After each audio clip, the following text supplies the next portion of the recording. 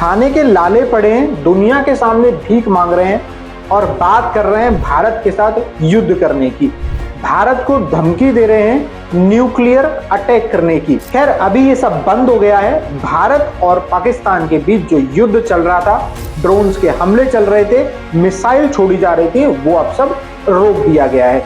खैर इसके अपार्ट भी आज कुछ बात करने की जरूरत है। कल शाम को ही, कल रात से ही एक खबर आती है कि IMF ने पाकिस्तान को एक बड़ी लोन सैंक्शन कर दी है, तो वो जानने की जरूरत है। नमस्कार दोस्तों, मैं हूं गजेंद्र सिंह और आप पहुंच चुके हैं न्यूज दिखी। आज हम बात कर रहे हैं एक ऐसे मुद्दे की जो न केवल भारत और पाकिस्तान के बीच तनाव को उजागर करता है, बल्कि अंतर्राष्ट्रीय मंच पर नैतिकता और जिम्मेदारी के सवाल भी खड़े करता है। भारत और पाकिस्तान के बीच चल रहे तनाव और युद्ध जैसे हालात में अंतर्राष्ट्रीय मुद्रा कोष यानी IMF ने पाकिस्तान को एक बड़ा लोन देने का फैसला किया। लेकिन सवाल यह है कि क्या यह लोन वाकई पाकिस्तान की अर्थव्यवस्था को स्थिर करने के लिए है या इसके पीछे कुछ और खेल है। आइए इसको थोड़ा गहराई से समझते हैं। पाकिस्तान और IMF का रिश्ता कोई नया नहीं है।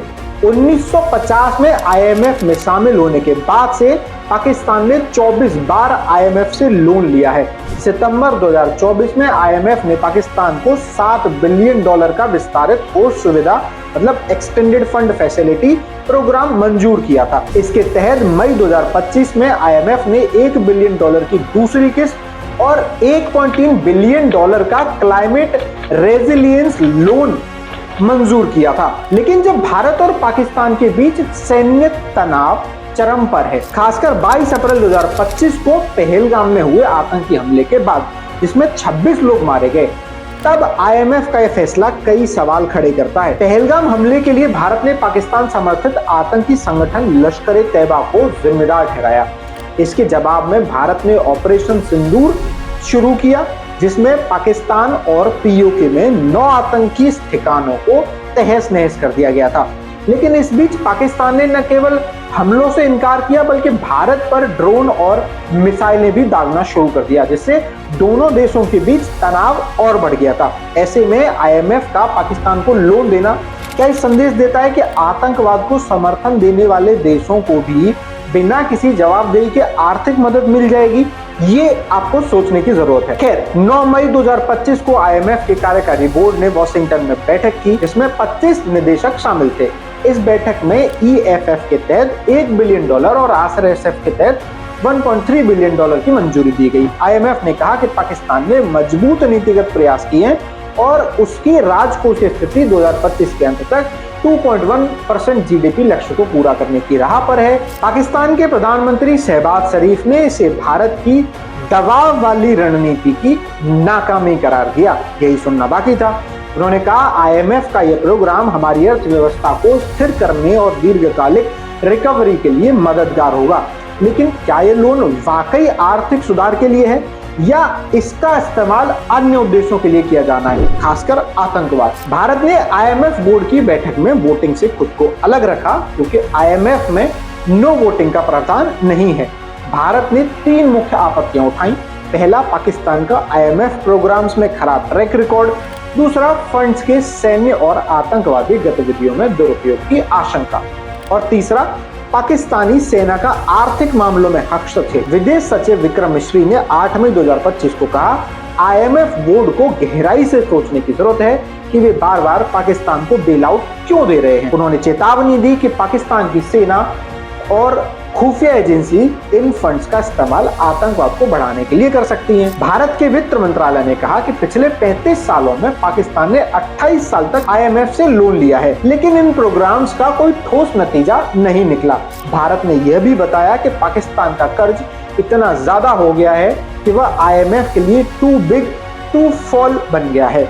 यानी IMF को डर है कि अगर पाकिस्तान डिफॉल्ट करता है तो इसका असर वैश्विक अर्थव्यवस्था पर पड़ेगा। लेकिन क्या यह सही है कि एक देश जो आतंकवाद को समर्थन देने के आरोपों का सामना कर रहा हो, उसे बार बार आर्थिक मदद दी जाए ताकि वो आतंकवाद को और मजबूत कर सके? भारतीय नेताओं की भी प्रतिक्रिया इस मुद्दे पर गंभीर रही है। खैर, कांग्रेस नेता जयराम रमेश ने 29 अप्रैल 2025 को एक्स पर पोस्ट किया कि भारत को IMF लोन के खिलाफ वोट करना चाहिए था, न कि केवल मीटिंग से अलग रहना।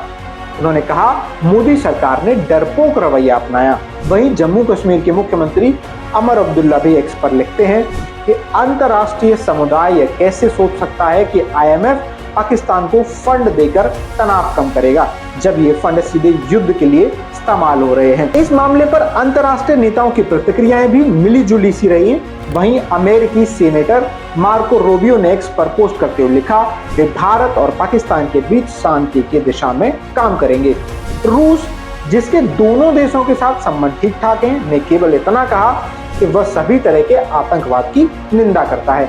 तुर्की ने पाकिस्तान के समर्थन में बयान दिया और पहलगाम हमले की निष्पक्ष जांच की मांग की। वहीं G7 देशों की बात करें तो G7 देशों ने भारत और पाकिस्तान से रचनात्मक वार्ता शुरू करने का आग्रह किया। तो ये सब कुछ थे बाहरी दुनिया के, विदेशी दुनिया के लोग जिन्होंने IMF के फंड देने पर अपनी प्रतिक्रिया दी। पाकिस्तान की अर्थव्यवस्था पहले से ही चरमराई हुई है। 2024 में इसका बाहरी कर्ज $130 बिलियन से ज्यादा हो गया है, जबकि विदेशी मुद्रा भंडार केवल $15 मिलियन है। ऐसे में IMF के फंड का सही इस्तेमाल एक बड़ा सवाल है। भारत ने बार बार कहा है कि पाकिस्तान की सेना और ISI इन फंड्स का इस्तेमाल आतंकवाद को बढ़ावा देने के लिए करती है। 2021 के एक UN रिपोर्ट में भी कहा गया कि पाकिस्तान की सेना से जुड़े बिजनेस देश के सबसे बड़े कॉन्ग्लोमरेट हैं। तो दोस्तों, सवाल ये है कि क्या IMF जैसे वैश्विक संस्थान अपनी जिम्मेदारी से भटक गए हैं या भाग रहे हैं? क्या उन्हें यह सुनिश्चित नहीं करना चाहिए कि उनके फंड का इस्तेमाल आतंकवाद या युद्ध के लिए ना हो रहा हो? भारत के सही मायनों में IMF की प्रतिक्रियाओं में नैतिकता की कमी को उजागर किया गया है। अब समय है कि हम सब इस पर मिलकर आवाज उठाएं। आप क्या सोचते हैं, नीचे कमेंट करें और इस वीडियो को शेयर करें ताकि ज्यादा से ज्यादा लोग इस सच्चाई को जान सकें और युद्ध की स्थिति के दौरान जो IMF ने पाकिस्तान को लोन सैंक्शन किया है इसका विरोध भी दर्ज कर सकें, क्योंकि बहुत जरूरी है कि IMF ये सोचे, समझे और इसको जांच परखे कि पाकिस्तान IMF द्वारा दिए गए फंड का गलत इस्तेमाल ना करे। खैर, अगली वीडियो में जल्दी मुलाकात होगी, तब तक के लिए धन्यवाद।